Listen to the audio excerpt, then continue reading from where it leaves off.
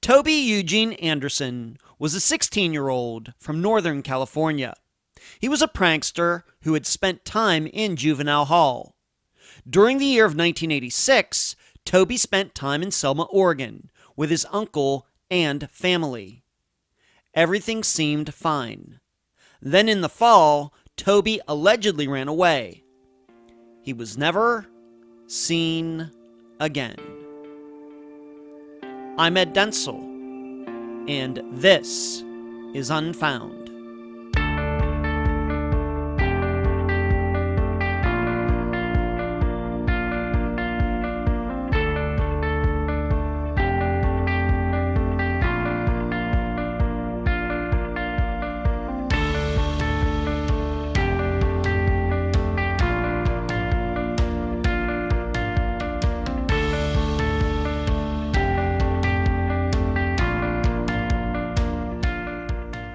I have a large family, as many of you know. I have the family that adopted me, the Denzels, the Ravatis, the Sepps, the Shellhammers, and my bio family, the Joyces, the Hodsons, the Sommerfelds. Did I forget anyone? But I have to admit, although I love all of them, I'm not much of a family guy. I, of course, have no family of my own. I'm not much of an ancestry guy. My dad will once in a while show me all of my great-great-great-grandfathers, and I listen, but I got to admit, I'm not much into it. I've missed weddings and birthdays and anniversaries. I guess it makes me a bad guy. But really, I've just viewed them like I view my longtime, loyal, close, best friends. Or I've also missed birthdays and weddings and anniversaries. Just kind of who I am. Well, with missing child Toby Anderson, you're going to get to know a bunch of people that you've never met very well. You're going to get to hear how they reacted to a disappearance in their own family. And you'll get to contemplate the saying, thicker than water. And now a summary of the case. This is brought to you by my friend Megan Lyonez's website, charleyproject.org. Toby Anderson was only 16 when he disappeared. But in those years, he saw a bit of the good and the bad that life can offer. On one hand, Toby had a large family, including many aunts and uncles, and 2 younger siblings. He lived in one of the most gorgeous places in the United States, Northern California, with its temperate climate and redwoods. On the other hand, Toby got sent to juvenile hall for threatening his mother with a knife, although nobody was hurt. And when Toby got out of juvie, he took his father's car for a spin without permission, sending him right back to the hall again. After the second time, Toby got sent to his uncle's in Oregon. The family hoped this would be a positive change for Toby. So, in February 1986, Toby moved to Selma, Oregon. He got along with Uncle Billy, his wife, and their daughters. Toby went to school and got decent grades. He wrote letters to his parents once in a while, never complaining about anything. No problems at all. But then, and the exact month is still in question, although NAMUS says September, Toby disappeared. The story Uncle Billy and family told to everyone at the time in 1986 was that Toby must have run away, which made sense, given Toby's previous behavior. In 2016, Toby's sister and cousin made efforts to find him using government records. There were none. Because of this, the family has now started to look back at Uncle Billy's 1986 story and wonder if it was the truth. As I've stated many times on this program and on the YouTube live show, there are reasons we do not cover many missing child cases on Unfound. The history of Toby's case is a perfect illustration of this, in that we have a possible unreliable narrator of the disappearance, along with a family that did not understand the dynamics of missing persons cases, although they may understand them now. For you, the audience, your job is to contemplate these 3 questions as you listen to the rest of the episode. Number 1, was it reasonable for Toby's parents and siblings to accept the runaway story in 1986? Number 2, why didn't seemingly anybody's opinion change toward the disappearance when in the 1990s adults started keeping their children away from Uncle Billy? And number 3, is it reasonable and logical to think someone committed a prior crime, although there is no proof, when they surely committed one 15 years later? Toby's family is slowly opening their minds to the idea that whatever happened to him in 1986 may not be the story they believed for 30 years. The guest for this episode is Toby's cousin, Denise McGarity.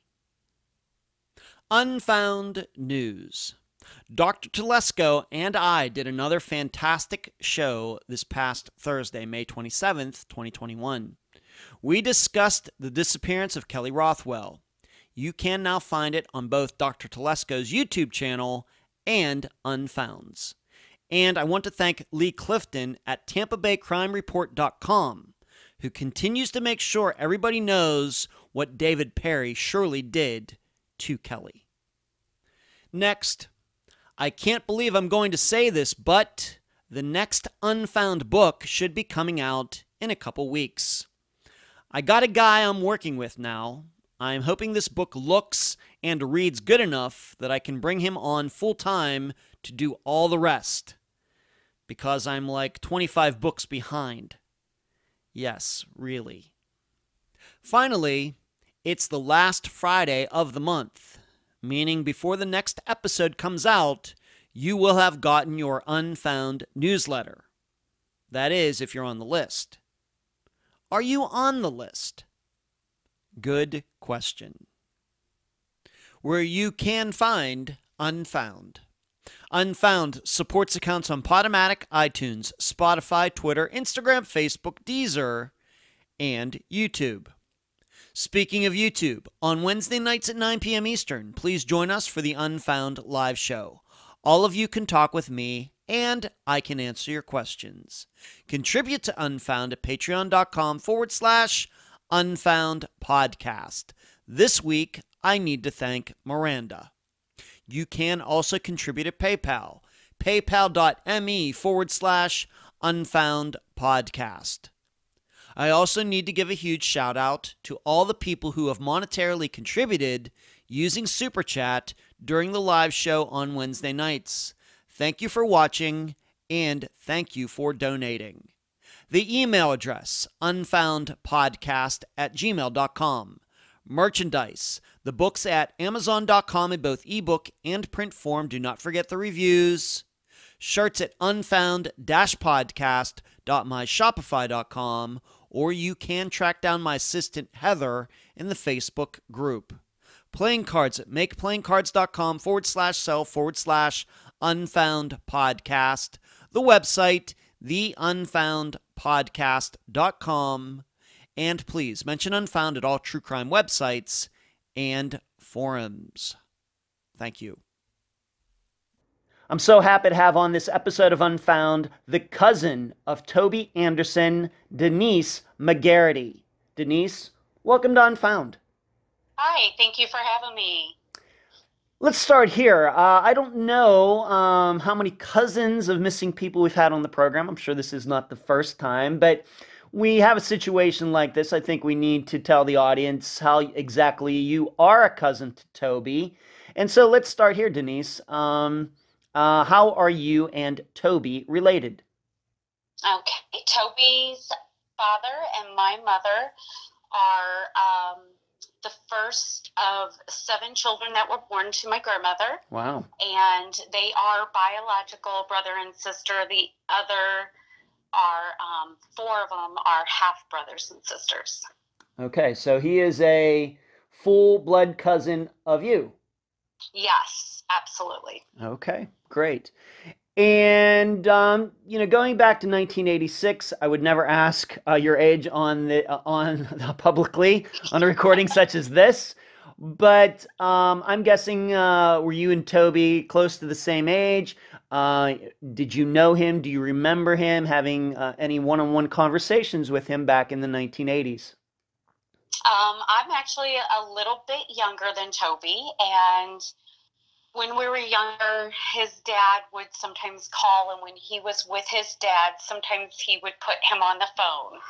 Mm-hmm. We actually were not brought up together, but, because of the distance between our families, we were able to have phone conversations as children when he was able to visit his father.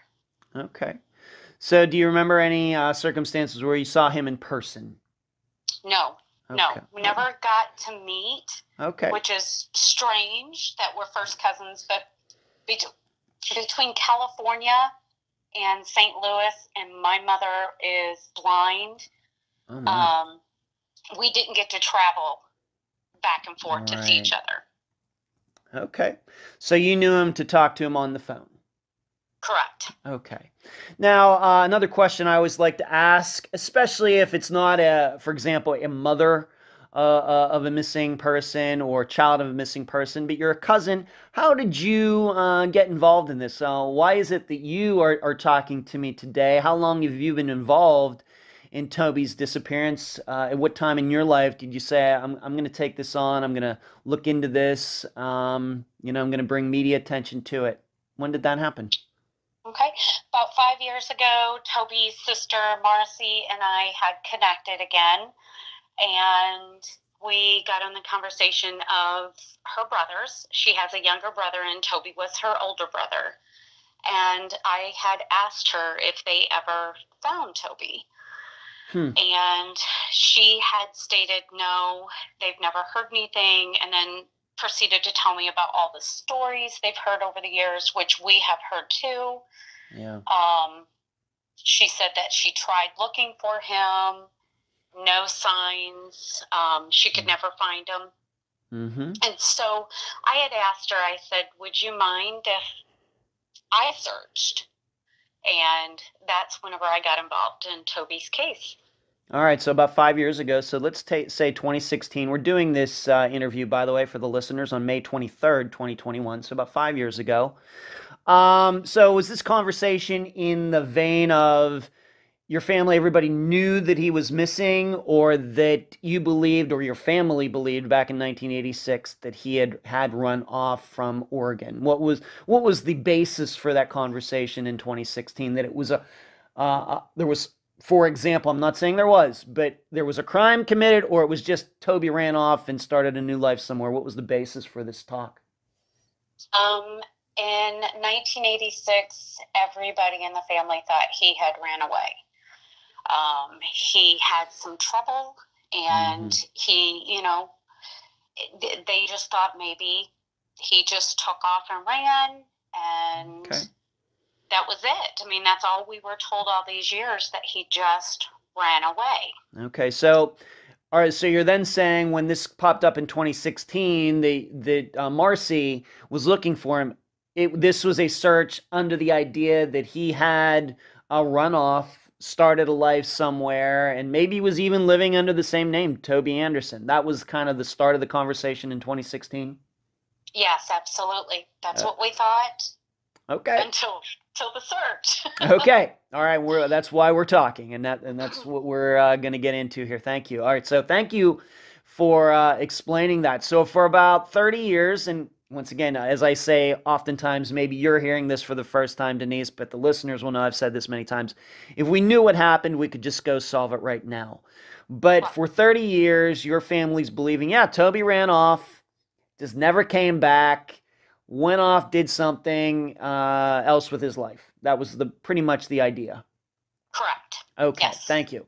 Well, let's now talk about Toby. Once again, knowing that you did not ever meet him, but What was his reputation within the family? Of course, he was a young man, just in his teens when he went missing, and from Oregon. But I know that he was raised somewhere else. What was his reputation? What have you learned about him? Maybe since 1986, what have people who did know him say about his personality, his interests, things like that?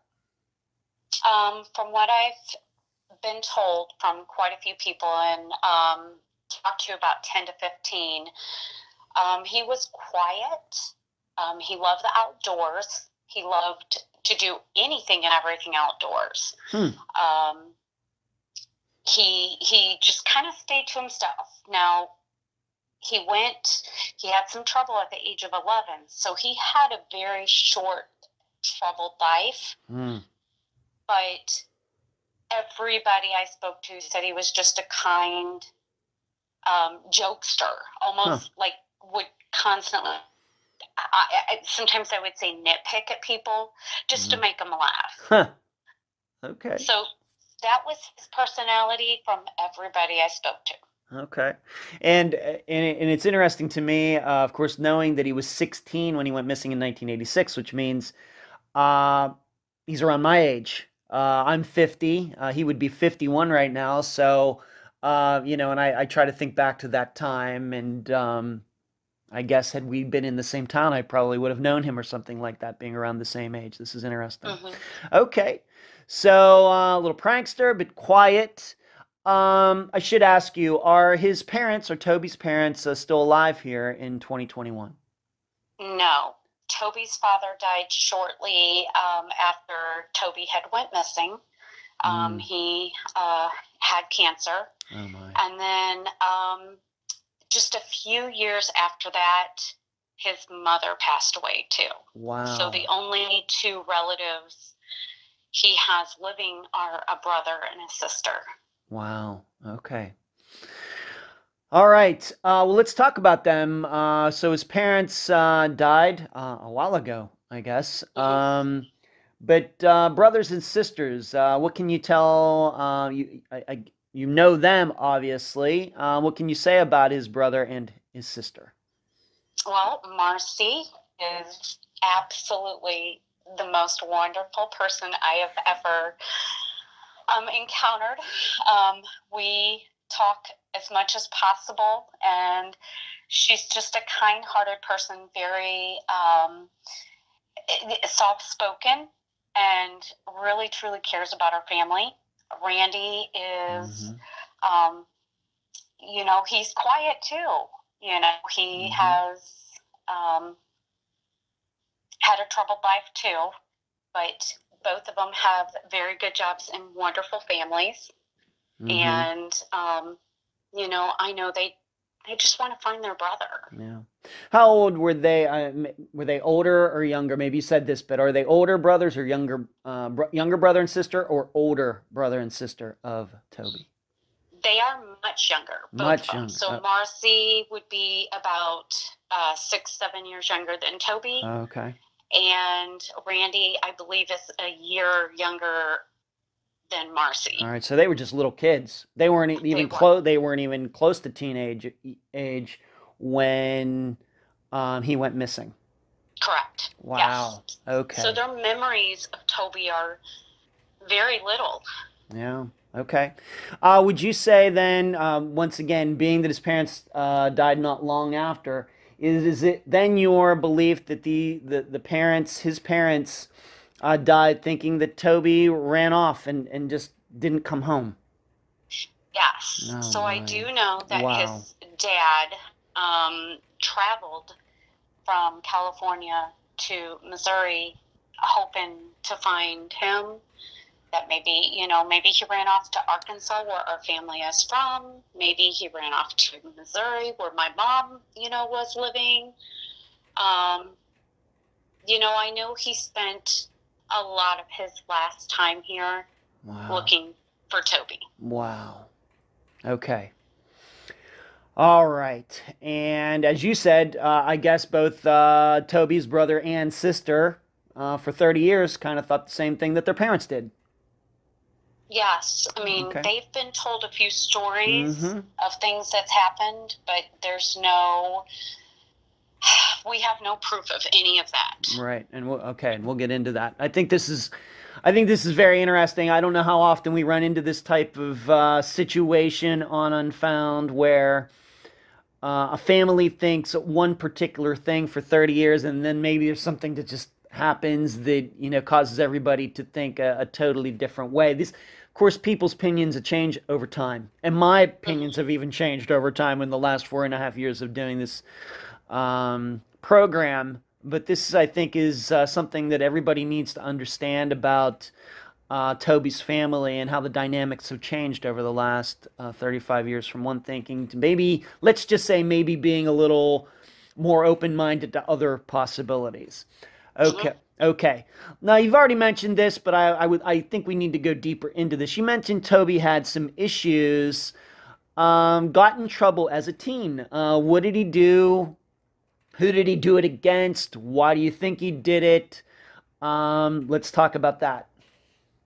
Okay, so in 1980, I'm going to say 82, 83, he had gotten into some trouble. He was around 11 years old, and he had, there was an argument, according to court documents, with his mother and stepfather, and Toby pulled a kitchen knife out on his mom.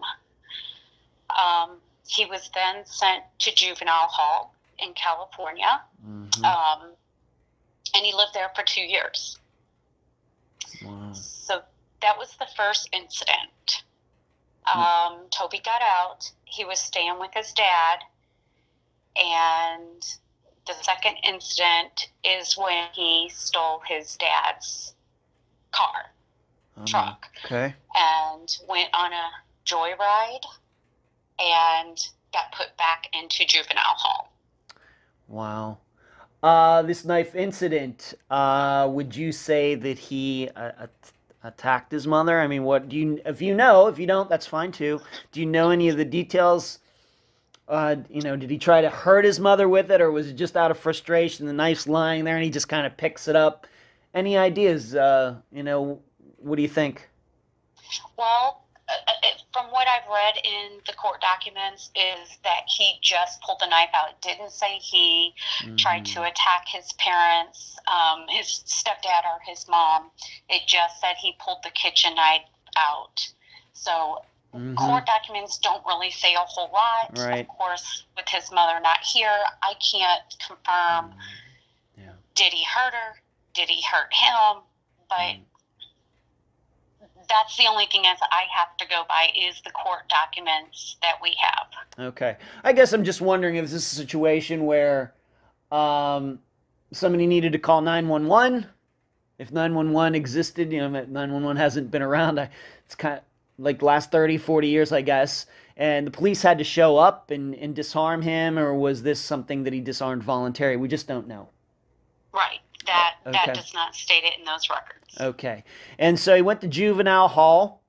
So he did not get just I guess what you'd say, a slap on the wrist. He's in there. You say that he's very young, 1981, 82, 11, 12 years old.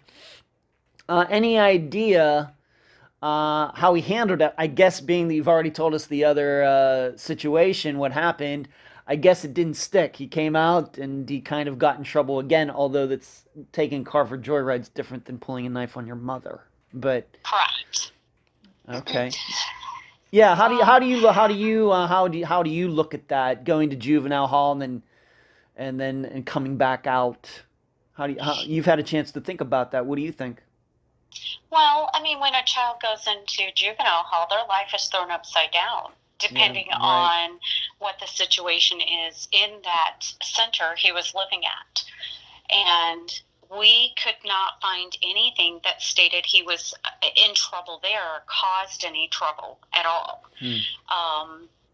But from anything, there has been no documentation of Toby was always in trouble in juvenile hall. He got out, good behavior is what it stated. So, and then the second time around when he's takes his dad's car. Yeah. I mean, to me, there's a lot of teenagers that do that. They're going to take their parents' car because they want to drive. Yes. Yes, that's true. That is true. So, okay. If he came out of juvenile hall and he, you don't know what he's learned in there from what other kids were in that hall, but, maybe he just needed to be free or alone. I don't know. Okay. And of course, his sister and brother aren't any help because they would have been very, very young in 81 or 82. I mean, they would have not been helpful at all. And of course, being that his parents died, just not long after, they maybe didn't even get to tell their other two children about those situations. So it's a complete mystery as to why Toby was doing these things or anything else. Correct. Okay. Just need to answer some questions. Any allegations that Toby at any time, either in 81 or 82, even getting up to 86, ever involved in any drugs, anything like that? Could not find any information that he had ever dabbled in any drugs. If anything, there could have been marijuana, but I do know he was smoking. I was able to find that information out. But as far as drugs, I have not been able to find any link to him ever doing drugs. All right, so when you say smoking, just good old-fashioned tobacco. Cigarettes?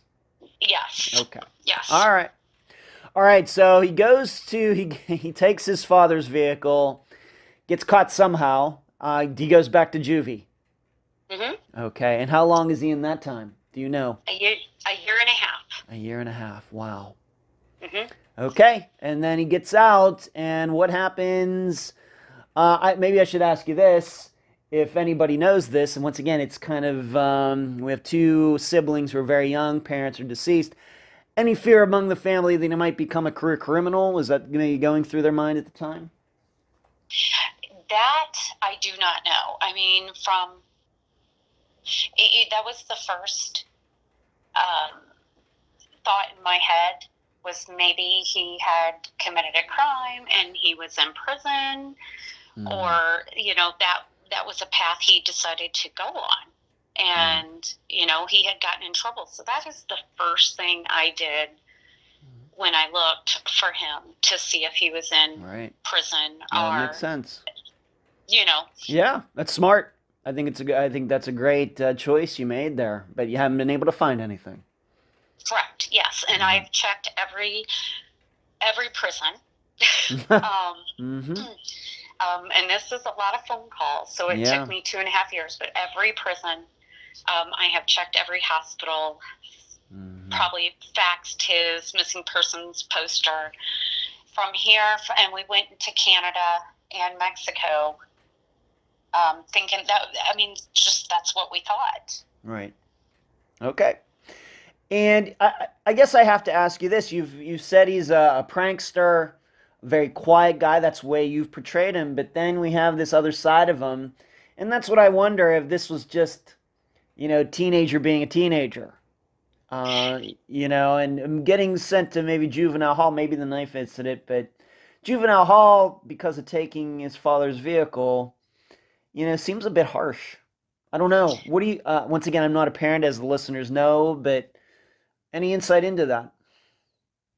Well, because he broke probation and wasn't supposed to get in trouble was why he got sent back. Now they sent him to 2 different counties. The first one was Humboldt County, California. Second incident was Mendocino County. So I think because of the probation he was on and he committed any crime, he was going to go back to juvenile. Okay. All right, thank you. That's a great point. He was on probation and then he gets in trouble again. I think that if that maybe just taking his father's vehicle had been the first incident and maybe only incident, he might not have gotten sent there at all. Okay, I think that's a great point. Okay, so he gets out, and what have you learned? He gets out, and how soon after that does he end up being sent to Oregon? What have you learned about this? So I was able to find, with the help of his sister, some court documents where he was released in 1985 in November. He went to another uncle, not the uncle he ended up with. So this uncle was his mom's brother, and he was signed out by him. So from November of 1985 to February of 1986, I have no documentation of where he was, except that he could have been staying with his uncle in California, which, like I said, would be his mom's brother. Okay. All right. So he's in California. And what have you learned? How did it turn out that he ended up going to stay with, now we should note that this uncle's real name is Elmer, Almer. Is that correct? That's correct. All right, but people call him Billy? Correct. All right, so we will refer to him as Billy, and his last name? Wright. All right, so Uncle Billy Wright and family, they lived in Oregon. How have you learned, what have you learned about Toby ending up going to stay with them? I guess starting in February of 1986. How did that process take place? Do you even know? Yes, so my Uncle Billy, before they moved to Oregon, they were living in California, and they were friends with Toby's mom, even though my Uncle Elmer and Toby's father and my mother are all brothers and sisters. So, but my Uncle Billy had been closer, seems like, to Toby's mom's family. They were, Toby's mom's brother is Randy, and they were really good friends. And this is coming from quite a few people that I've spoken to. Okay. They did a lot together, some activity that wasn't so great from what I understand, but they stayed close. When my Uncle Billy went to Oregon, Randy stayed in California, so he was the last one to sign Toby out. So somehow in that conversation is my Uncle Billy needed some help on the property in Selma, Oregon, and we did get confirmed that his Uncle Randy is the one that took him there. All right, so Uncle Randy takes Toby to Oregon, Selma, Oregon, to stay with Uncle Billy. Billy has a wife, and he had children. Yes. Okay, and all right, so do you happen to know if Toby and Uncle Billy had known each other before that? Maybe a get-together, a family reunion, anything like that? Did they have any type of relationship before this happened?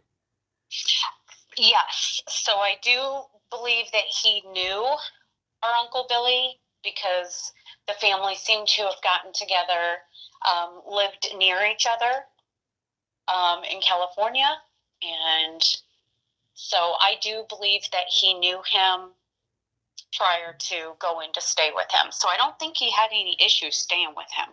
Okay, and as you stated, it seems this is a situation, well, Billy needs some help. Maybe Toby can go up there, go to school there, and get Billy or Toby away from this area where he's had these problems with his parents. And, maybe this will, a change of scenery, as sometimes they put it, will do him good.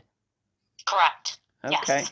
And how far is it from where Toby, off the top of your head, from Toby, where Toby was living at the time, to Selma, Oregon? How far is that? Do you even know? 3-hour drive. 3-hour drive. So not incredibly far. Not too far. Correct.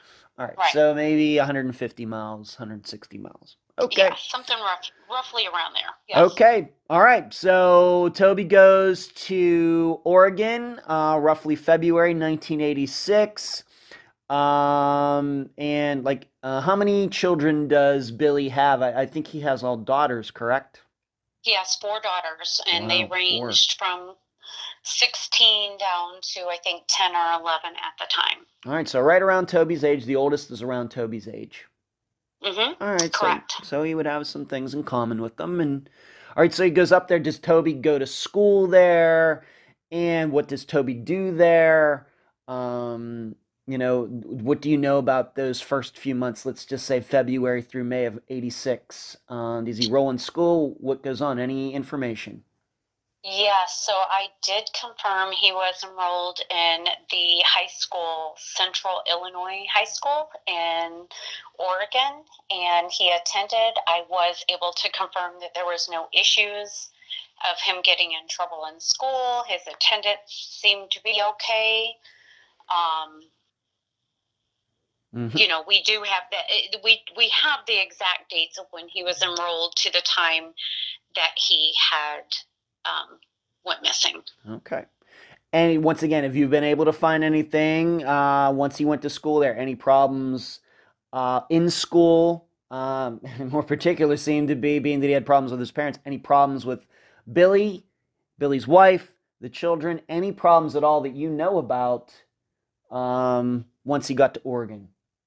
No, there is nothing. We couldn't find anything. We've talked to schools, we've talked to teachers. He had not been in trouble.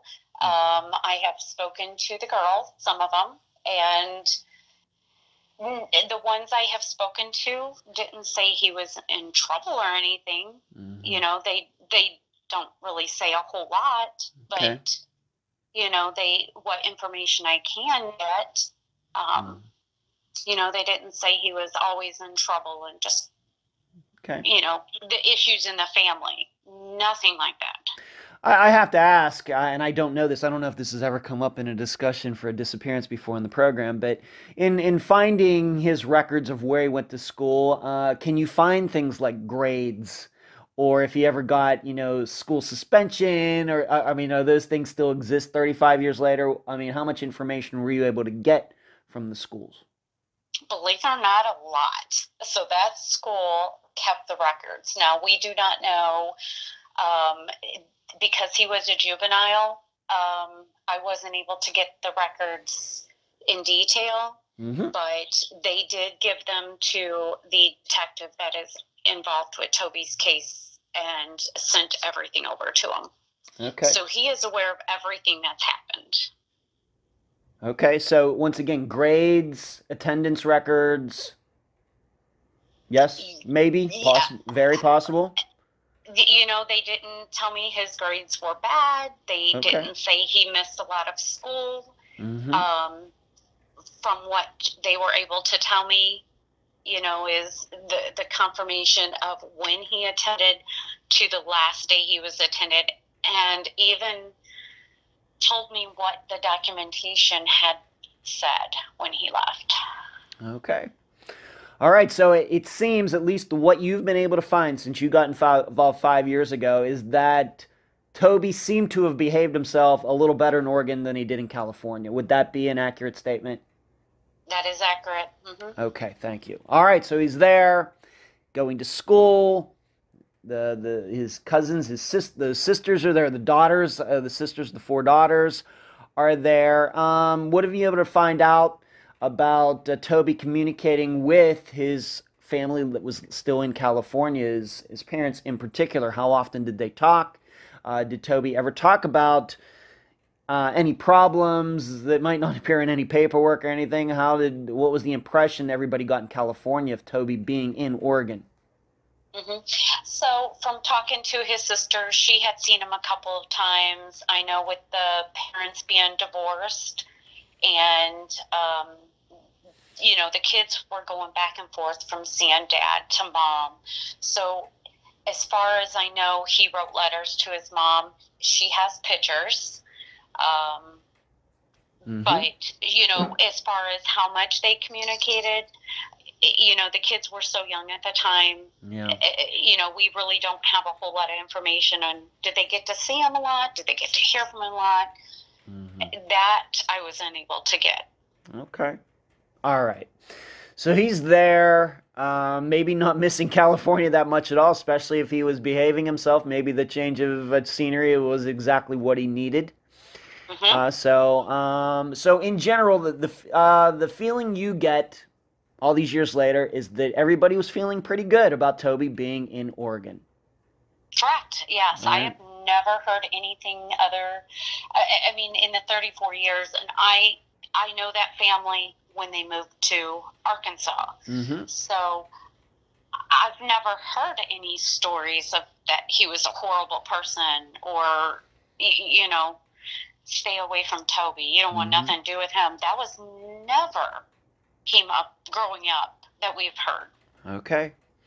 All right. So then I guess this makes it even more of a mystery, being that we do know that Toby went missing. Maybe he ran off or whatever. You know, it seems like his life improved once he went to Oregon, but he went missing.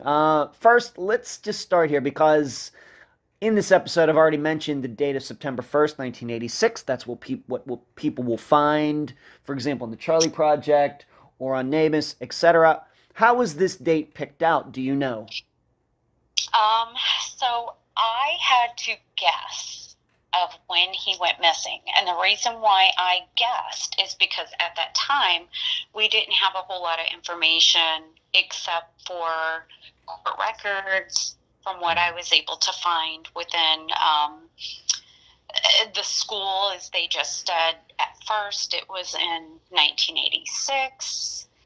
Speaking to some family, they thought it was September of 1986, until it took me about 3 years to actually get very close to the exact date he went missing. All right, so you're not. So I guess you're saying if you had to put $100 on it, $100. September 1st is the best guess that you can make, but it very well could be September 2nd or August 31st or something like that. We actually found out just recently. We have not changed the dates because the detective did not want to change it. Yeah. But we did actually to almost the exact date. Well, he's got the exact date. He wouldn't tell me, but of November of 1986 is when he went missing. All right, so it's not September, even though that is the date that's out there. It's 2 months later.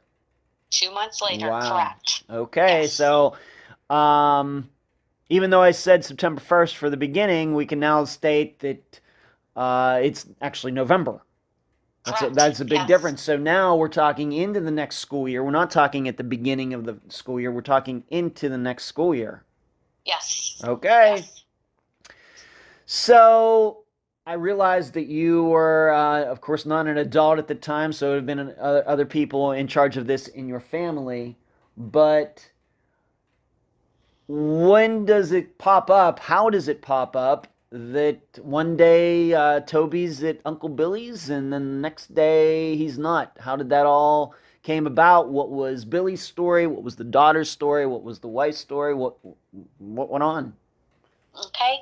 From me speaking to some of the family, they stated that I assume this was a Friday evening. Something happened between one of the girls and Toby had inappropriately touched them or attempted to rape one of them or attack one of the girls. What has been stated by the girls is not clear of what happened, but that is the story that I was told. And now, according to our uncle, Billy, he has stated it was 2 different daughters. Okay. That is not confirmed of which one this happened to, but, and if it happened, I'm getting conflicting stories. All right, well, I just, we'll talk about what they're saying now in the 21st century, but back in 1986, what was the story? He ran away. All right, he ran away because Uncle Billy caught him doing something? Never. That story had never came up within the family. Okay. That Toby had done something wrong. That was not the story we were told by our uncle. They just said he got really upset one night and he took off. And nobody has seen him since. Okay, and so let me ask you this. Did Billy or anybody in Oregon never filed a missing police report? Did the school, being that Toby was going to school, did not some school official, kind of look into this? I realize things are a lot different here in the 21st century than they were in 1986. Should something like this happen, it seems schools are a little more involved these days. But the school wasn't like he just ran off, really. It, that was just taken at face value. He ran off. Yeah, well, the school was told on the following weekday that Toby was going to live back with his father in California, and he was not going to be returning to school there. He was actually signed out, and that has documentation from our Uncle Billy. Okay. So that was the story he gave the school, that Toby decided to go move back in with his dad, and he was not coming back. In California? Correct. All right. So did they look?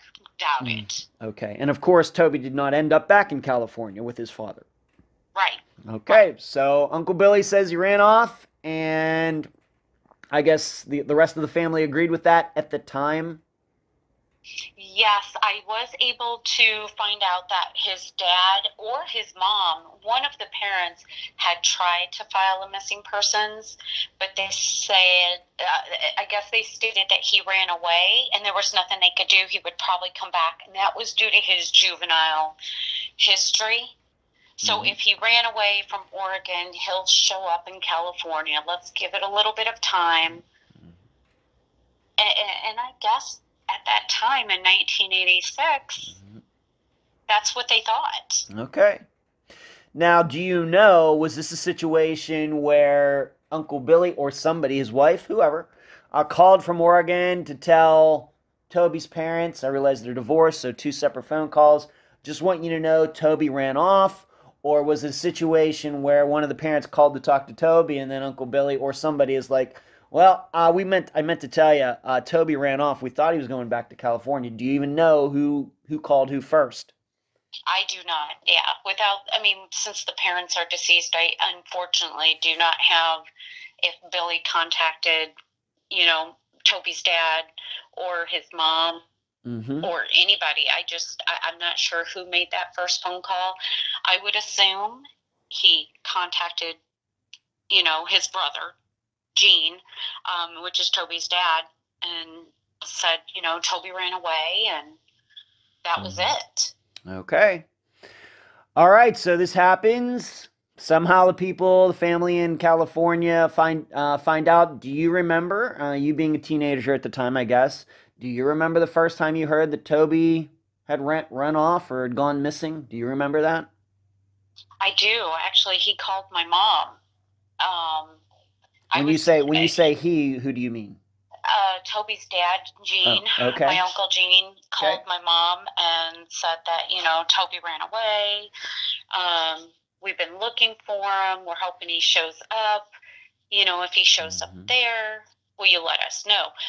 So I do remember that. I was a lot younger. My sister, I had 2 older sisters. They were closer to Toby's age. So we do remember that situation of the phone call that was made to my mom in case she showed up in Illinois, St. Louis, Missouri area. And I guess maybe him running off was not so crazy, being that he had problems in California. Pulled a knife on his mother, had gone off on a joyride with his father's car. Running off might not have seemed so crazy. Well, yeah. I think at that time, with the trouble that he's been into before, that's probably the first thought that in anybody's mind is, if he gets mad, he'll, if he just runs away, he'll come back. Right. To me, there's nothing stating that he did this in juvenile hall. Would take off and run. It seemed like he did contact his family, and there's no documentation of him being a runaway, before. So to me, that's odd, but Okay. You know, I just have to take it as what I found. I know you do. I know you do. But I guess what I'm saying is he runs off. The rest of the family finds out that, he took off. He's not around anymore. He's not living with the family in Oregon anymore. And, but I guess it seems maybe his parents were waiting for him to come back to California. And of course, he never did. Right. Okay. And, that's correct. and once again, anytime 86, 87, 88 was a successful missing persons report filed. There has been no missing persons report ever filed. I think a lot of it had to do with,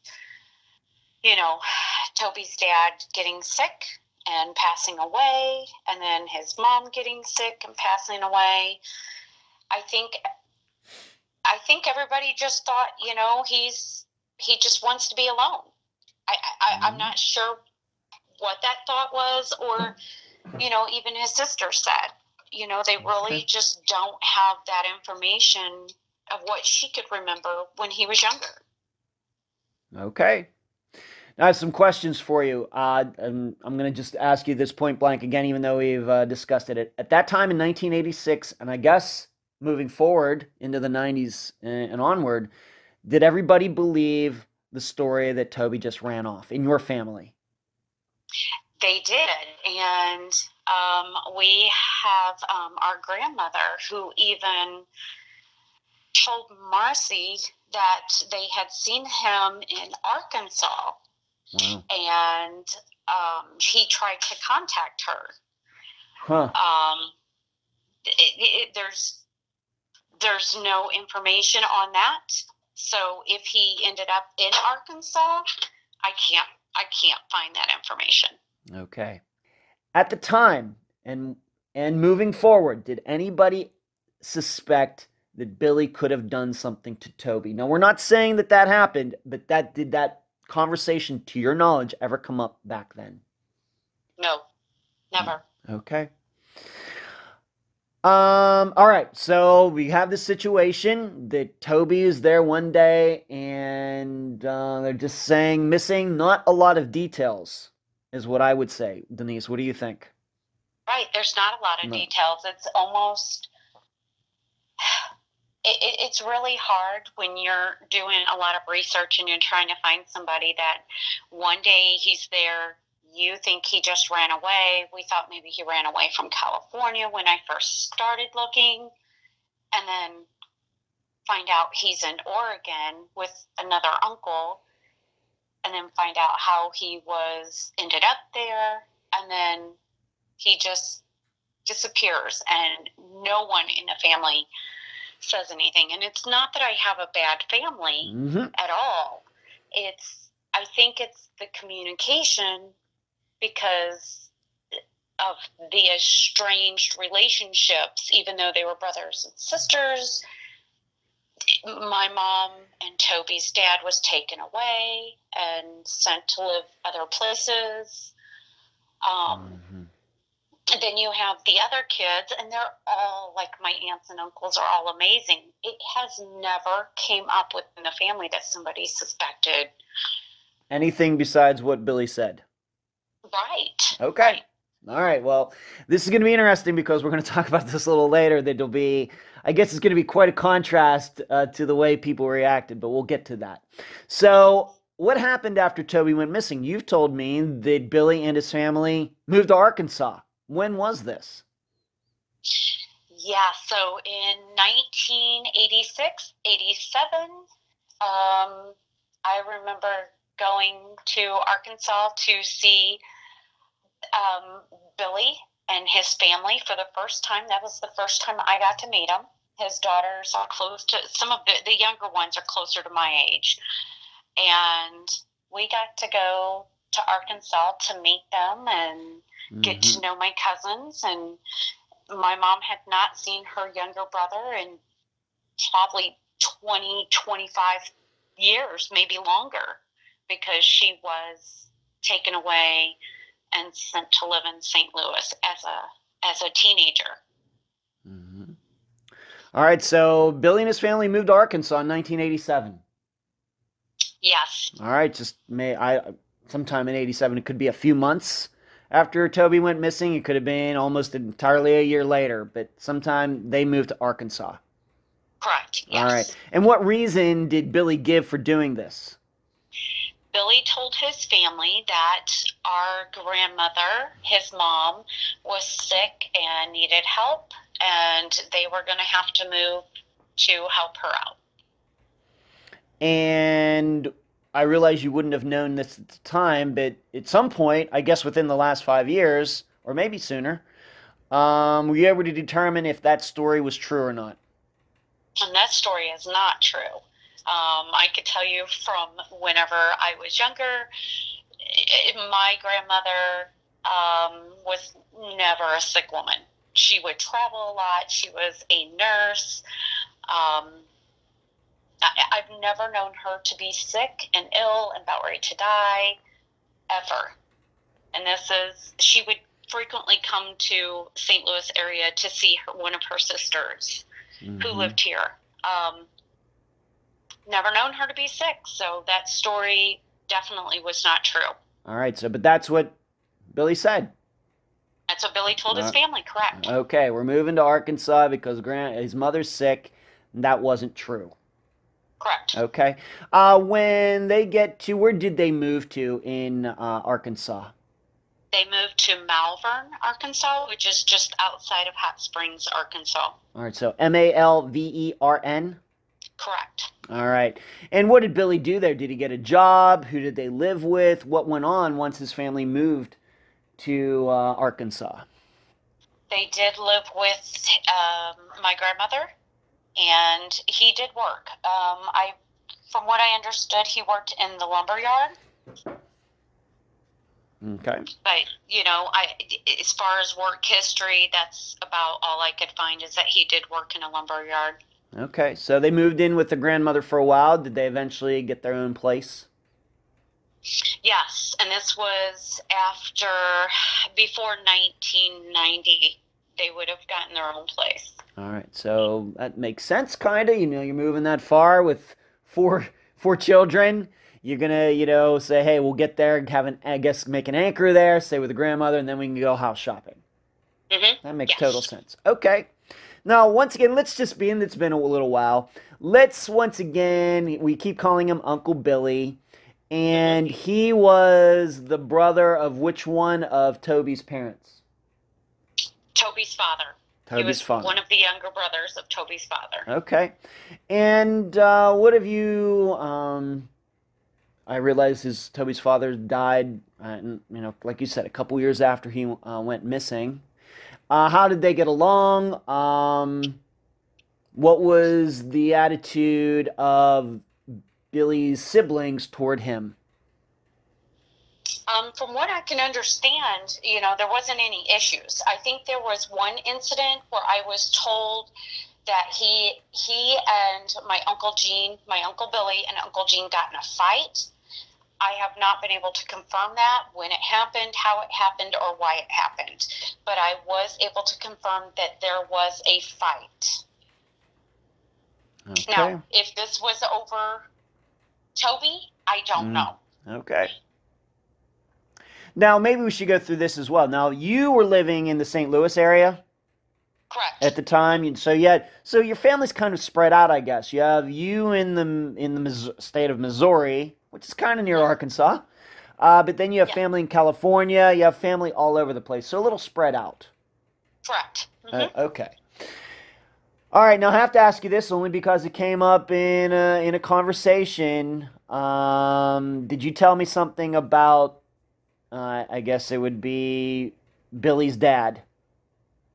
Yes. So the reason my mother and Eugene was taken away to live elsewhere, my Uncle Gene, Toby's dad, was sent to live on Nash's farm in California. My mom was sent to first Arkansas, and then she moved to the St. Louis area with an aunt.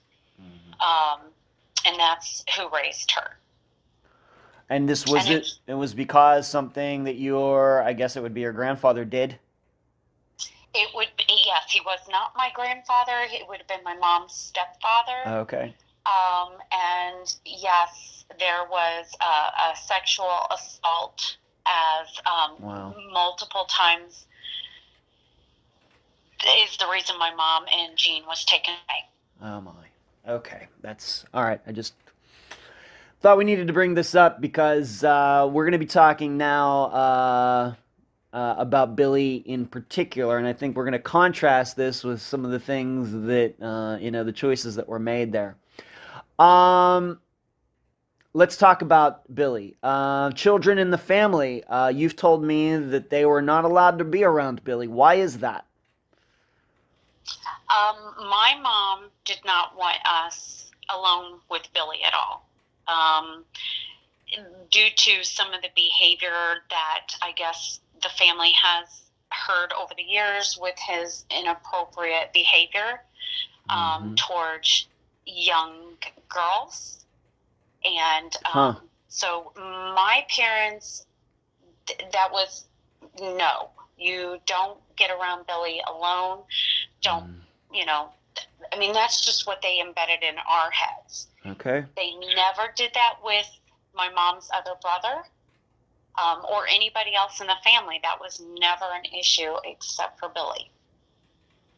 Then I have to ask, and I've already asked you this before, but I'm going to ask you just so we can put it on the record. Then I have to ask them, why was it then? If he had this reputation before Toby was sent to Oregon, then how did I will realize you were not in, and I'm not asking you to badmouth anybody in your family, but I think I have to ask the questions because the listener are going to wonder then, if he had this reputation, then why was Toby then sent in Oregon to stay with him?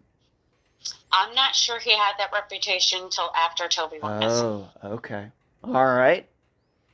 So if somebody had said something, which I assume that's what it was, somebody had made an accusation against Billy that my parents have not confirmed, but there was a conversation that, you just don't let the girls around Billy by themselves. Okay. All right. And so still, though, once again, if that's the case, and of course you become, you get into your 20s and the 90s, we're going to talk about Billy and how he got in trouble.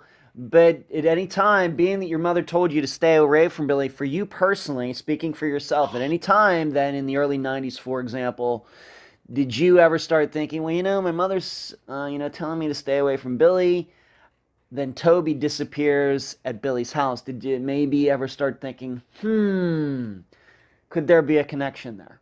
I'm just asking.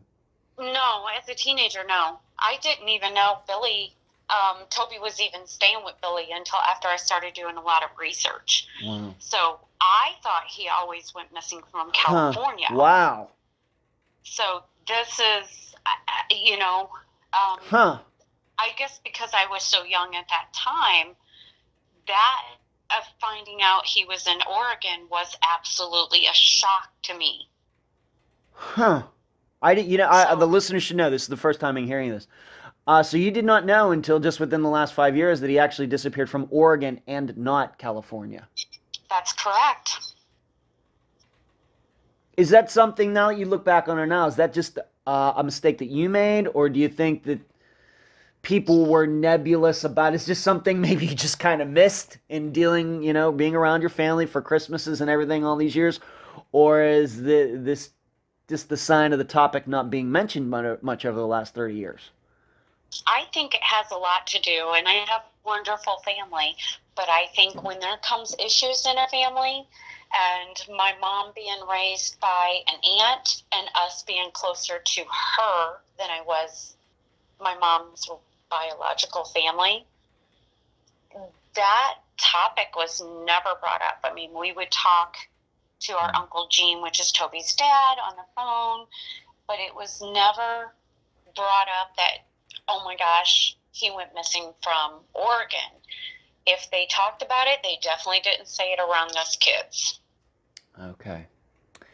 All right, that. I have to admit, I'm a little stunned once again, listeners, for hearing this for the first time. Somehow, in all our conversations so far, Denise, I missed that one. That is my fault, and so that is very interesting to me. Okay, No, that's okay. all That's right. okay. I mean, I get it. It's a confusing case. It is, especially considering it's 35 years old. Doesn't help either. You know, it's a Right. very old disappearance. Okay. Right. Now, I do have to ask you, and we'll be getting to Billy's daughters and his wife and everything that went on in Billy's life in the mid 90s, but there is the story out there. You can find the stories out there. You can find in a multitude of places that at some point, though, Billy, even though the story is, yeah, he just took off, but it seems at some point stories got out there that Toby had done something to Billy's daughters, and there's a story about a chicken coop. Where does all of that come from? Did it pop up later, after 87 or 88, or do you even know? Where does all that stuff come from? Yeah, so I was searching, doing a lot of research. I had let the family know that how the research was coming, what was I finding out. So this was not, I was very open about searching for Toby, finding out more about him, thinking that he was alive and he just ran away, started a new life. So that's where that came up. And then I received a phone call from one of the daughters of my uncle, and that conversation was what happened the night he went missing. So the story I was told is that Toby was staying in Oregon, and this individual suspected my Uncle Billy had done something, that Toby had attacked one of the girls. Now, I was told one of the girls, and their dad got very angry with him, and Toby ran outside. He was hiding in the chicken coop. My uncle found him in the chicken coop and pulled him out. Toby was then put into the car. There was an uncle called, which I couldn't tell you which uncle. Okay. Or who. I just know an uncle was called, and my Uncle Billy took him to Grants Pass Police Department, dropped him off at the front door. One of the officers ran out and said, "What are you doing?"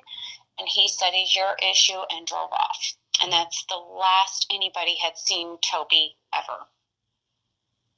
You're saying you just heard this story recently? 5 years ago. 5 years ago. And do you think that anybody else in your family had heard that story before you did? No, that story has never came up. Okay.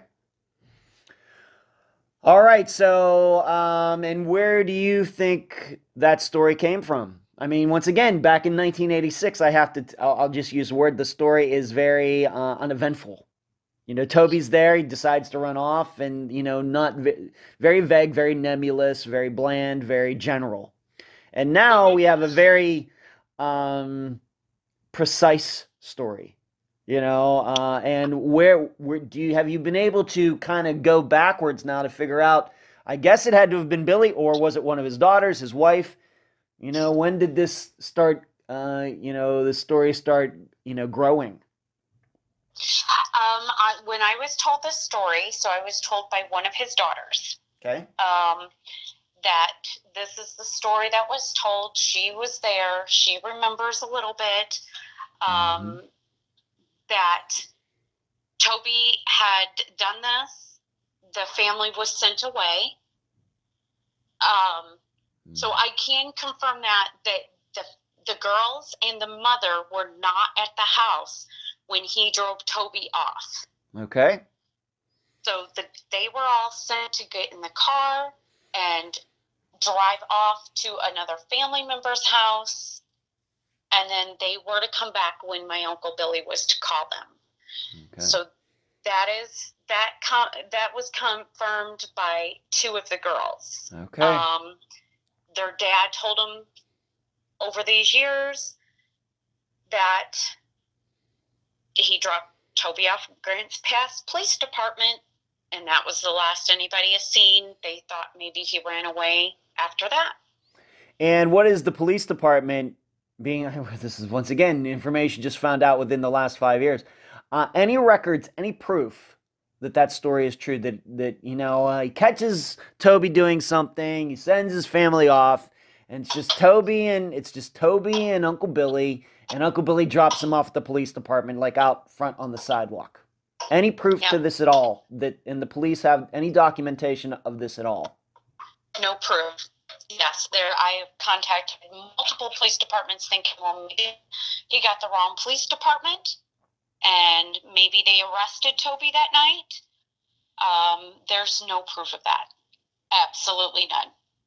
So I cannot find any information, any police department from whenever I spoke to different police departments. They said that would never have happened. If he would have dropped him off, the police would have questioned. Okay. So they just don't believe that story. Okay.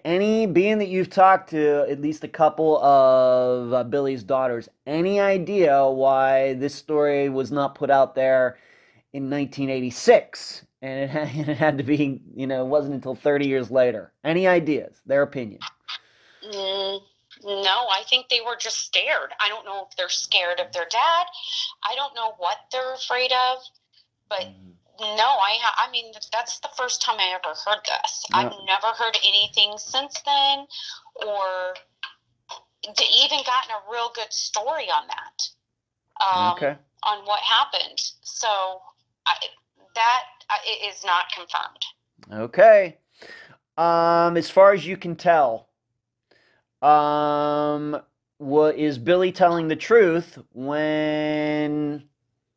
now that the story has come out, that Toby was doing something to at least one of Billy's daughters? Have any of the daughters said that, yes, Toby did something to me today? Can you say, and of course we're not mentioning their names or anything, I don't want you to mention their names, but have any of them said, giving support to this story, that yes, Toby did something inappropriate with at least one of the daughters?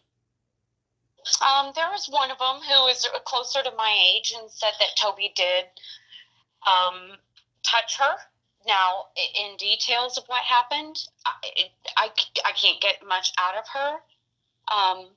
Maybe she doesn't want to remember. I love her dearly, but that's just the story. I mean, I have to believe her too. I'm just asking you, has she told you that this happened? I'm not asking you whether, we can talk about whether you believe it or not. I'm just asking you whether she said it or not. Did she admit that, yes, something did happen back then? She said he touched her, yes. Okay. And is she then also saying that then Toby disappeared right after this happened? She said her dad took him to Grants Pass Police Department and dropped him off. All right. Well, she wasn't there, though, for the trip to the police department. But she's saying that he disappeared after this, the way she remembers it, right after this touching incident.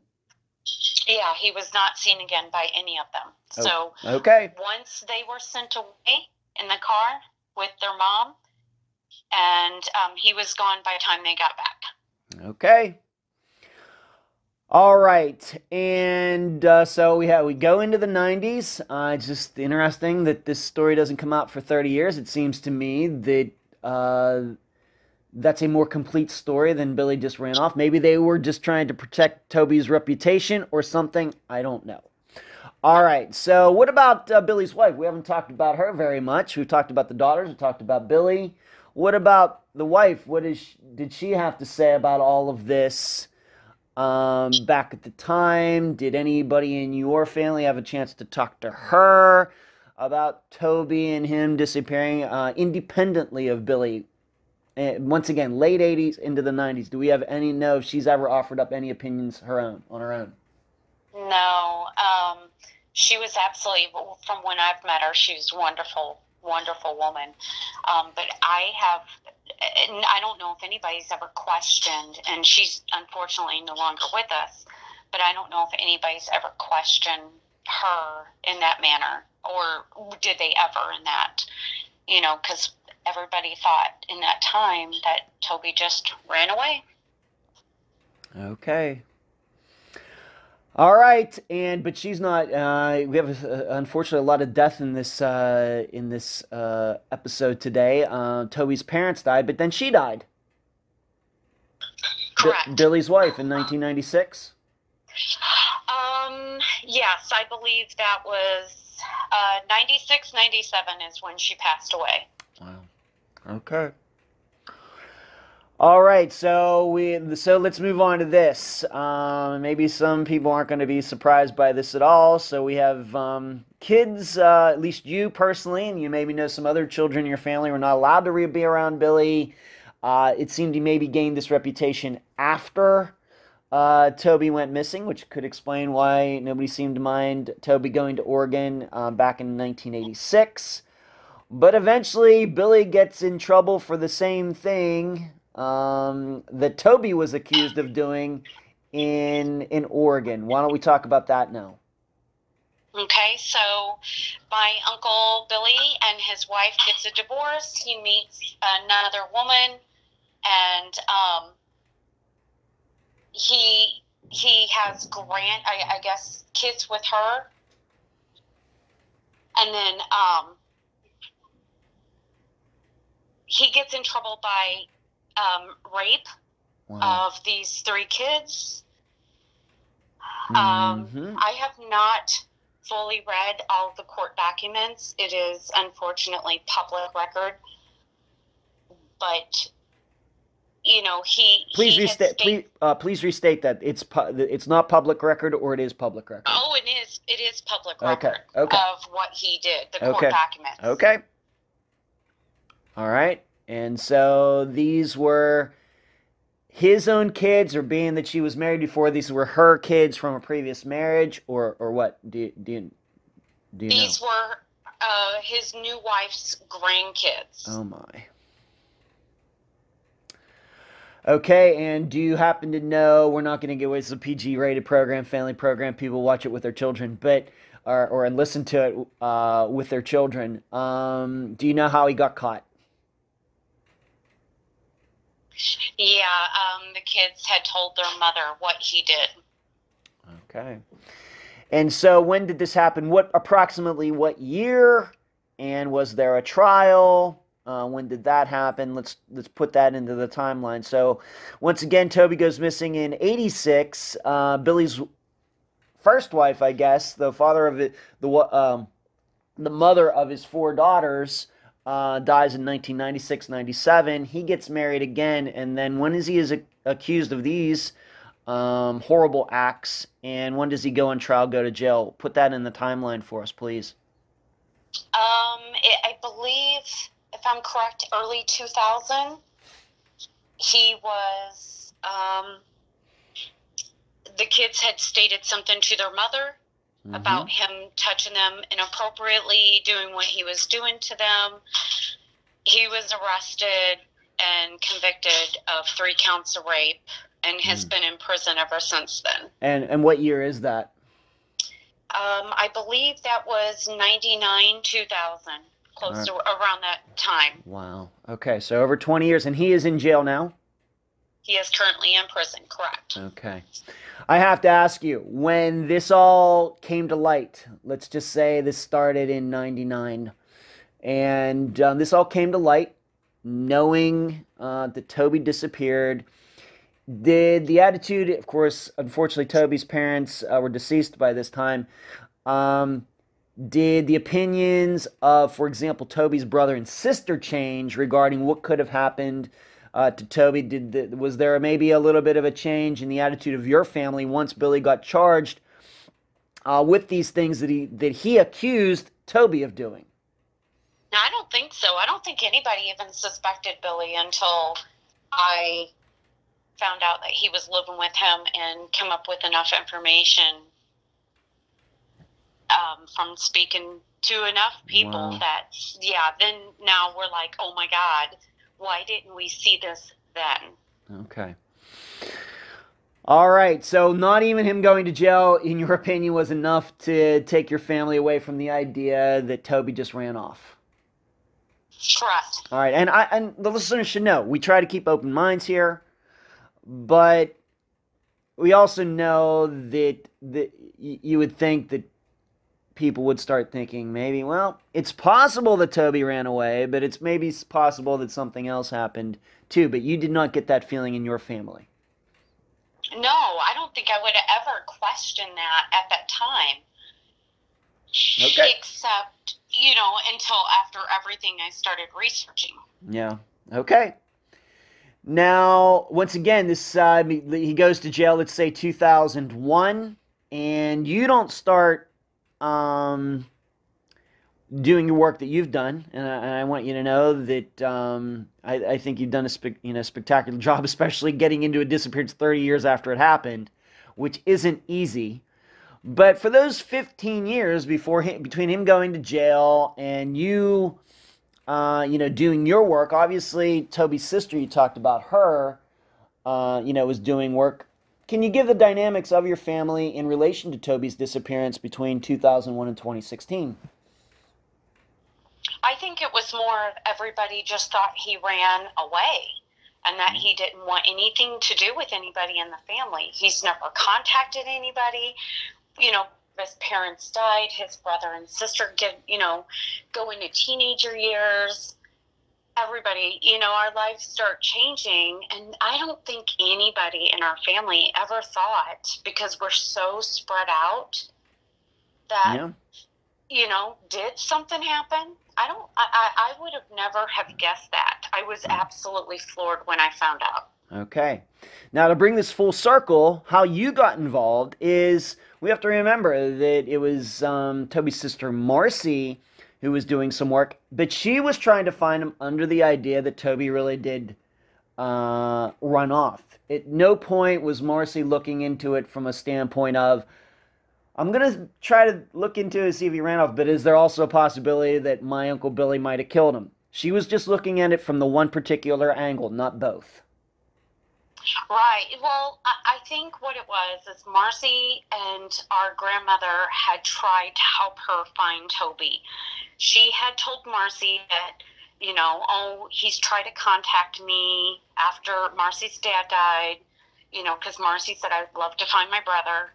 And they did, I guess, what at that time in the early 90s, almost a phone search. And so all this detective that she supposedly hired just gave him a list of all the numbers of any Toby Eugene Anderson in the United States. None of that even came out. So Marcy really had no idea as much as I was. We were blindsided by that. Okay. I should ask you this. Being that this trial happened, Billy was accused of all these things. Did your family believe he was guilty? And did they believe that he should go to jail? Did they believe that these girls were lying? What did your family believe? I don't think anybody, thought anything bad that happened until recently. Whenever I started searching, and I just pretty much told everybody, I said, now we've got information about where Toby was. That was the biggest thing is, now you're questioning, what the heck were we told for, 30 years of Toby's life? Right. Why were we not told that this 16-year-old that a 16-year-old just runs away? Right. Why were we told that information and not the truth? I think that was the biggest thing that I was more floored about is, and it was hard for me to understand that, especially never being told of, here I've got a cousin that goes missing. Why am I not being told about my cousin that went missing? And what really happened? And why has anybody not said something? That was a disappointment for me within my family.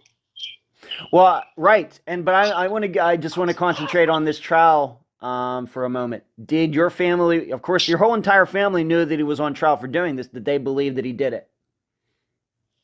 I think some do, some don't. All right.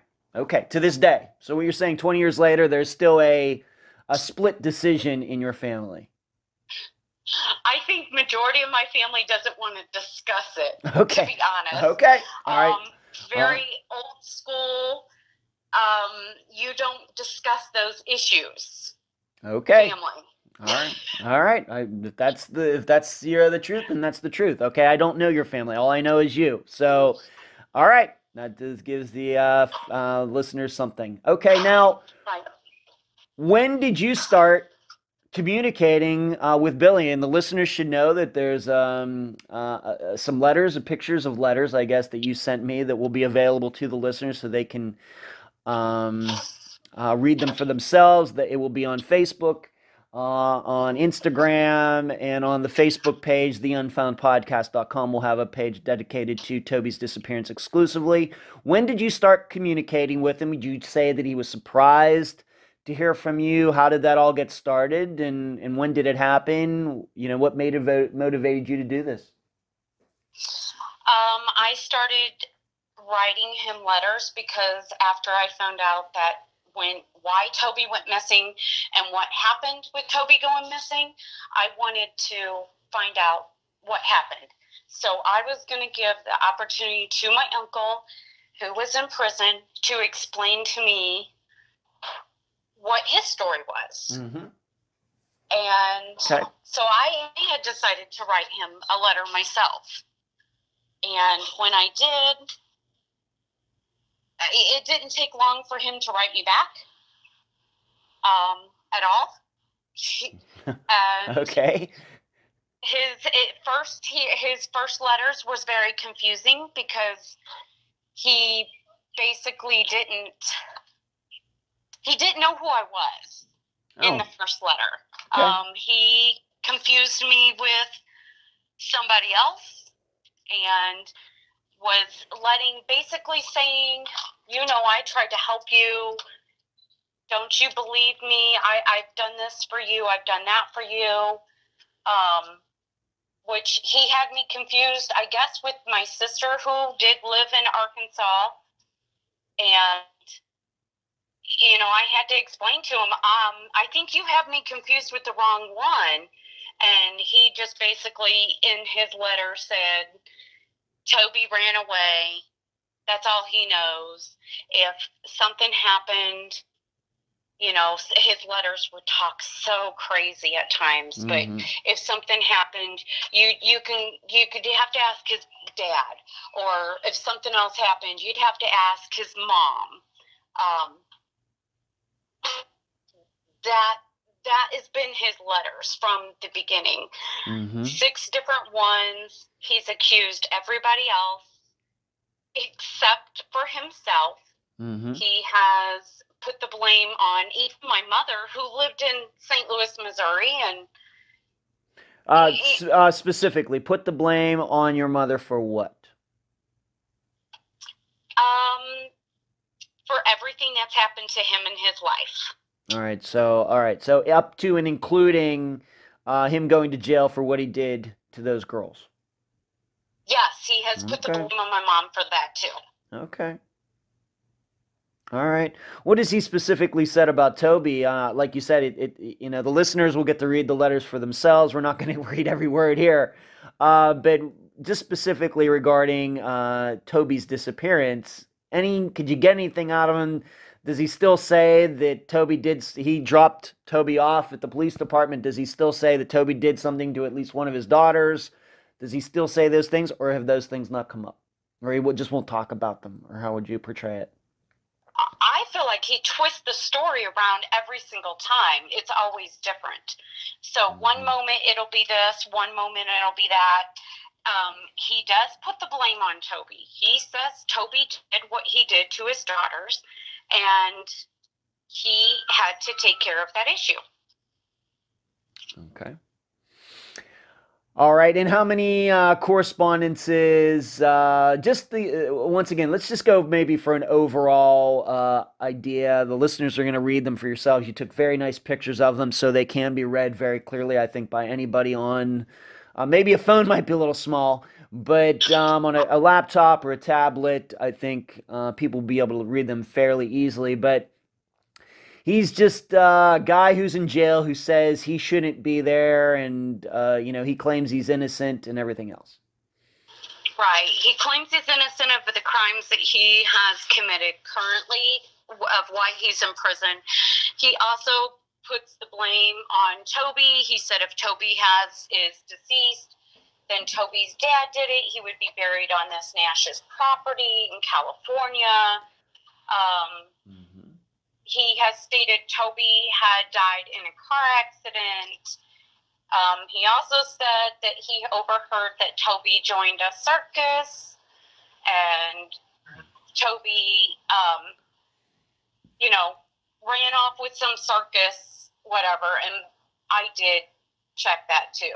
I checked every lead that even if it was the dumbest thing I've ever heard, I checked into that to make sure that, gosh, could he have done that? Could he have ran off and joined a circus? Yeah, I always have possibility, with people. Okay. Do you have any plans? And where is he in jail? Is he in jail in Arkansas? He is currently in prison in Pine Bluff, Arkansas. Pine Bluff, Arkansas. Okay. And how many correspondences have you had with him? And when was the last one? I have 6 letters from him and one from one of his daughters. And I have not heard from him in about a year. And the reason why I stopped is because some things he was saying about my mother and Toby's dad, that it was, his letters were getting just like inappropriate,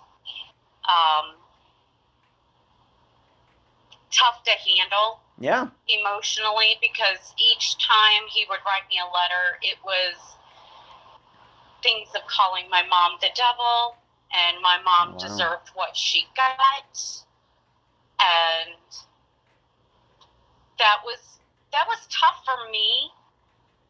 It was making me very upset. It was making me angry, and it wasn't just me. It was, I would always send everything I had to Marcy and my sister, and we all felt the same way, as, oh my gosh, why would he even say this stuff?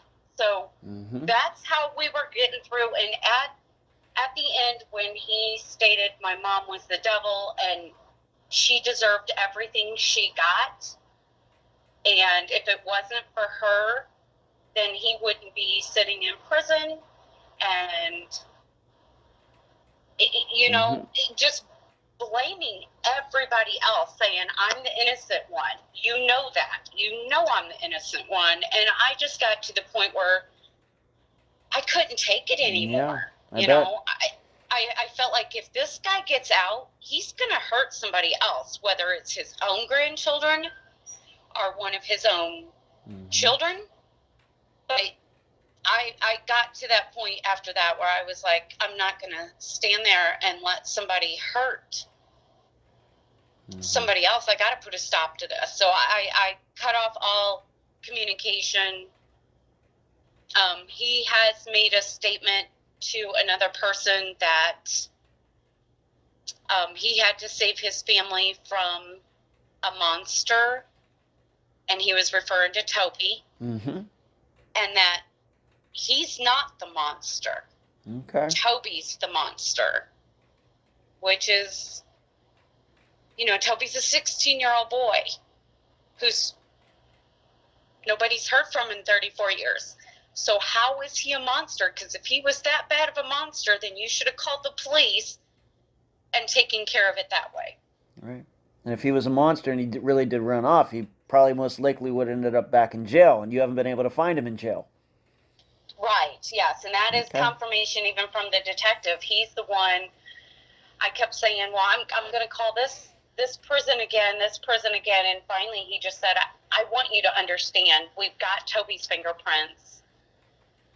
There is no information on Toby since 1986. Absolutely none. And that goes to even You know, even he's never been arrested. His Social Security has never been used. He's never had a job. So he's never filed taxes. There's nothing on him since 1986. No school records, nothing. How has your family reacted to these letters? Maybe pick out anybody in particular. You don't have to mention their names. Maybe I'll ask you specifically. How about Toby's brother and sister? How have they reacted to these letters? Toby's sister, I have given her everything I've got. So anything and everything I do, I always run it by his sister first. She gets emotional over these. She gets upset. She gets angry the same as I do. I mean, this is us having to go back in time and try to figure out why. What has everybody done? Why didn't we do anything? Could we have done something different then? Yeah. You know,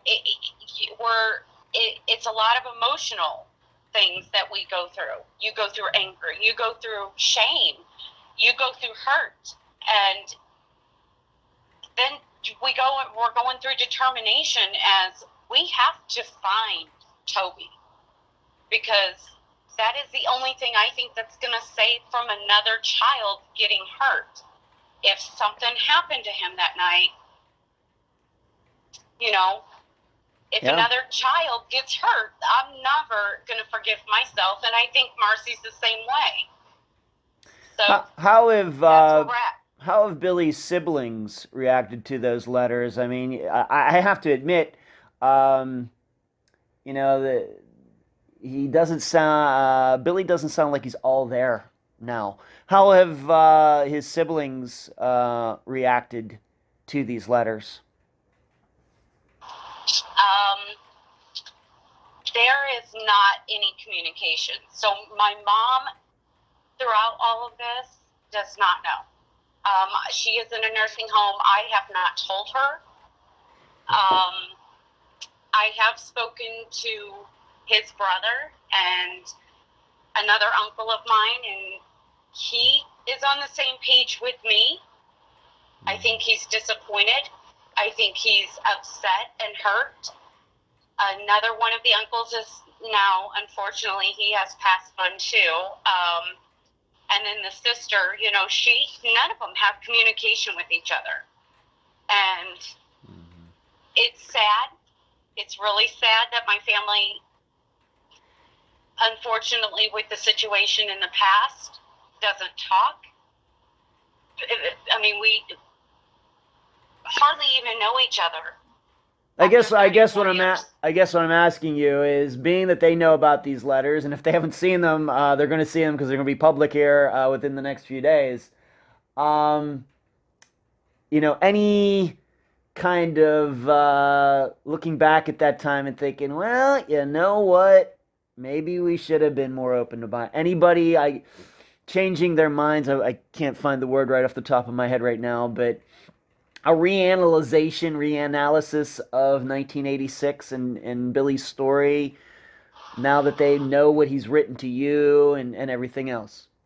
Oh, I think so. I think one of my Uncle Billy's brothers has rethought, to the point where the minute I have told him everything that happened, what we were told, how we were told, and more of the information and some of the letters, he immediately went to the detective and told him everything he knew about that time. And he even said, you know, I looked for Toby. That was his exact comment to me, is he said, I always wondered what happened, and I think in the back of his mind, he questions and rethinks all of this now. What's this been like for you? It seems, this is the feeling that I guess, especially with this official interview today, is that you are unique in your standpoint, your point of view in your family regarding all of this. Would you say that's an accurate statement? And how has that been? You know, dealing with that for the last 5 years. Well, I have to keep an open mind because this is coming from two uncles. I've got a cousin that's missing. I love all of those girls, and I have to me, it's just, I am so determined to find out what happened and the truth that I have to keep an open mind on anything.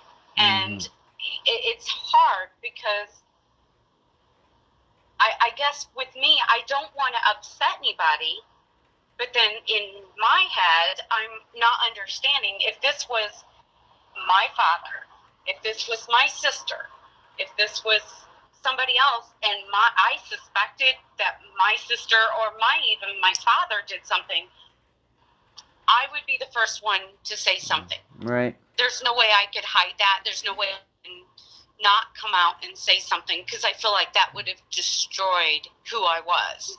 So that is where I'm at now, is, I have to try to keep the peace, but then I have to go off the information that I have collected, and enough information on that. Would you say, do you think that it's, now that, do you think it's getting, I realize it's very difficult, but would you say that it's getting easier now that you've gotten these letters, you're doing this information, of course you're being on Unfound, and I'm going to continue to help you in any way I can. Do you think you're getting more family support than you did back in 2016? Oh, I think so. I think a lot of family members have reached out to me and said, hey, you're doing a good job. Keep doing it. Find out the truth, And I know several of them have tried to help too, is even dig up information and say, hey, have you checked into here? Have you checked into there?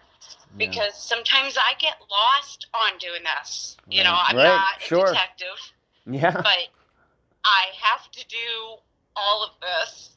Even as the family tree, we've gotten an age progression picture done, completed it, Toby. We also have his DNA, and our DNA in the system. So if there is a John Doe, we have gotten that far. So my biggest item right now is I'm to the point now where I don't care who I upset. There's a missing kid in our family. Yeah. And he was 16. And he needs to be found. Right. And that's the bottom line. He needs to be found. And if he did what he did, okay, we can get through that. But he's not here to speak that. So what happened? Right. And Denise, I think, are you a parent yourself now? I am. I'm a parent of 2 boys, and I have a bonus son and a grandson. Wow, look at you. Do you think you being a mother now also motivates you? It's additional motivation? Oh gosh, absolutely, because I'm a mother of boys. I was raised around girls mostly. So being a mother of boys and knowing that boys can get in trouble. Boys are boys. I mean, that's just, they're different than a girl. Girls, I can tell you, we are mean, and we are definitely mean to each other. But there's something about boys and being a boy mom. Yeah, I'm bound to determine. And if something happened to one of my kids, I would do anything and everything there is to find the truth, whether or not. And that's how I follow with this. Yes, it hurts. It hurts to know that my family is going through this. And it also hurts to know what the truth is right now. And that we have enough evidence, basically, to show that Toby's not here. And he hasn't been here since 1986. Where is he? I don't know. Did he change his name? We don't know that either. Least likely is what the detective has told me. Yeah, of course. Being that this has all come up in the last 5 years because of the the work that that you've done. Of course, I think that Toby's sister Marcy has also been very helpful. Working together, these letters that you have. Any plans, for example, this is just one idea, to go back to the house that they lived in Oregon? Was it a big property? Were there areas that Billy liked to go to, Uncle Billy liked to go to, hunting, fishing, things like that? Maybe do some searches for some remains, back in Oregon. Have you thought about that? Yes. Where is that right now? So currently, with the detective, he has ordered some things to be questioned with my uncle in Arkansas. So because it's going from Oregon to Arkansas, they have to go through all the legal documents to make sure that is completed. So they are in process of that. We have requested multiple times to have cadaver dogs on that property. There is people living on that property, and they were currently logging on part of that 5 acres. Is aware that we suspect Toby could, if he's passed away, that he could be buried on that property. So the family that lives there currently is aware of that. Okay. They have not given us permission to search it on our own. So now we have to go legally to try to get that completed. Okay, of course. Okay, just wondered. And, and I think we'll just leave it at that because we don't want to give any heads up to anybody out there. If something happened and if Billy did do something to Toby, whether Billy thought he was righteous in doing it because allegedly Toby was doing something to one of his daughters or whatever, we don't know if there might have been other people involved or something, and we don't want those people, we don't want to tip our hand or your hand. You don't want to tip your hand as to what might be done in the future to try to figure out what exactly happened to Toby. But we'll just leave it at that. I do have to ask you this. I think some listeners out there, we have a very astute audience for this program. They may be thinking, Toby disappears in 1986. Billy has this story that does not seem to have a lot of support. And then late 90s, he gets in trouble. He goes to jail for abuse, molestation, whatever we want to call it. He's still in jail now. That's a span of like 13 years, I guess, between Toby disappearing and what he did to the granddaughters of his second wife. Is there any allegations that he could have, do we have a belief out there that, there could have been things done in between that time? Because we kind of have this idea that these types of people, don't stop. Can you say anything about that? I have found a couple of individuals that have came forward and said there was some issues with my uncle, and unless they can give a statement to the detective to confirm that. But do we suspect more? Yeah, we do. Okay. Definitely young teenagers. Okay. I don't think anybody would be surprised by that. Okay, I will just leave that topic at that.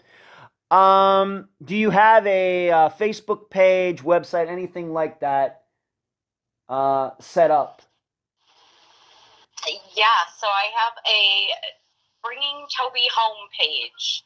I try to put as much information on there, including pictures. His cases, since it's so complicated and there's not a whole lot of information, he's never gotten a lot of attention. It's not that we don't care, it's that I've been fighting for this case for the last 4 or 5 years to get some recognition for him, because he does deserve it. Unfortunately, one of the family members says he didn't matter. Nobody cared about him. So I was told to be quiet about it, and I'm not going to be quiet about it. He doesn't deserve to have his name quiet. Okay. All right.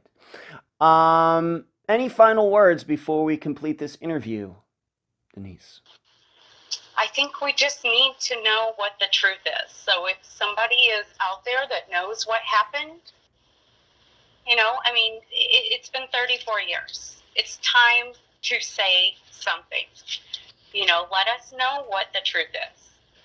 Whether it's good or bad, if something happened, we can face that.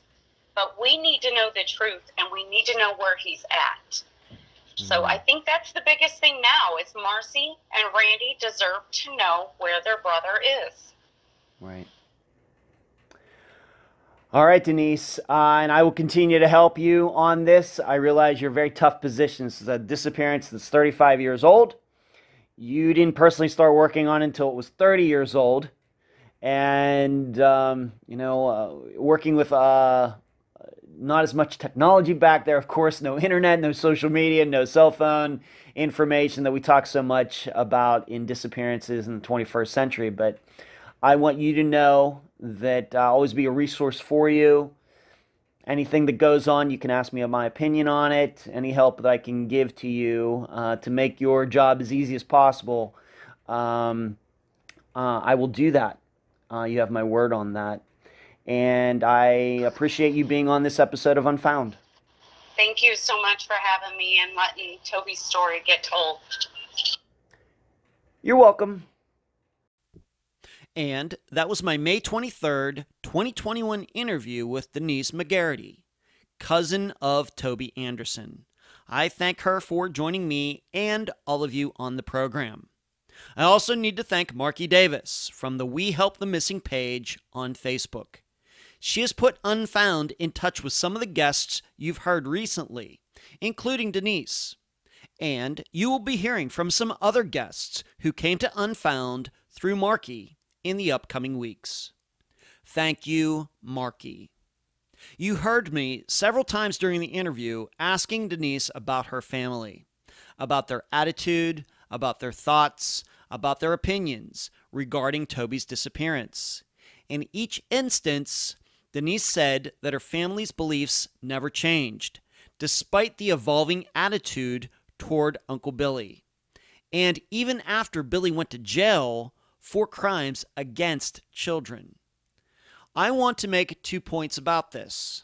Number one, I'm not saying Uncle Billy did something to Toby. He may very well have. He may very well have killed Toby due to catching Toby doing something to one of the daughters. It could have happened. And Uncle Billy may have felt right in doing it. Could have happened. He may have killed Toby for no reason. Or he may have killed Toby for some reason in between. Or Toby could have run off. Just because Marcy and Denise haven't been able to find any records for him does not mean he isn't out there alive and thriving. That's point number one. Point number two, and this is the theme of this episode. I hope you don't judge Denise's family too harshly. Even myself, and I think I'm as realistic and even-handed as can be when it comes to family. But if a cousin went to live with my brother Brian, who, as one of my siblings, I'm the closest to, if Brian were to tell me that the cousin ran off, I would believe Brian. No doubt in my mind. Hey, brother Brian has his faults, but doubting him about something like that would not occur to me. And even if Brian then got into other trouble, I might still hold out hope that he told the truth about the cousin. What I'm saying is the Andersons didn't act much differently than any of you would have under the circumstances. Now, it may help that you follow true crime, and you understand some of these situations better than most. Maybe that would keep you somewhat objective. But it's tough for us as humans to accept that a person we grew up with, had great times with, who has the same genetics as us, could do something as ghastly as harming another family member. Maybe the reason we can't even consider it is that we fear our own genetics could cause us to commit the same horrible act under certain conditions. Whatever the reason, when any of us must contemplate this kind of situation in our lives, maybe the first thing we should do is go get some blood thinner. I'll leave the theorizing up to you. And that's the program. If you found it informative, please go to the app that you use to listen to Unfound and give this podcast a nice review. I thank you for listening. I'm Ed Densel, and you've been listening to Unfound.